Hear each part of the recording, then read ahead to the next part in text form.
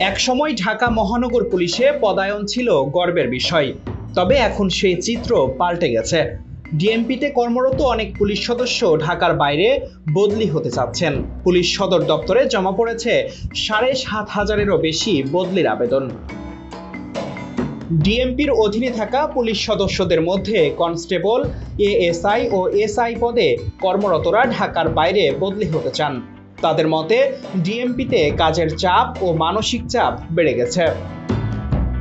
গত বছরের জুলাই-আগস্টে ছাত্র আন্দোলন ও ৫ আগস্ট আওয়ামী সরকারের পতনের পর রাজধানীতে পুলিশের বিভিন্ন স্থাপনায় হামলা হয়। সহিংসতায় নিহত হন পুলিশের ৪৪ সদস্য। এতে পুলিশ সদস্যদের মনোবলে আঘাত লাগে।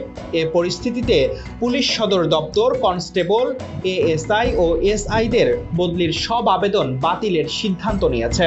ডিএমপি থেকে কাউকে সরানো যাবে না বলে সব বিভাগকে নির্দেশনাও দিয়েছে। ডিএমপিতে বদলির এই হিড়িক পুলিশ বাহিনীর অভ্যন্তরীণ পরিস্থিতির প্রতিফলন।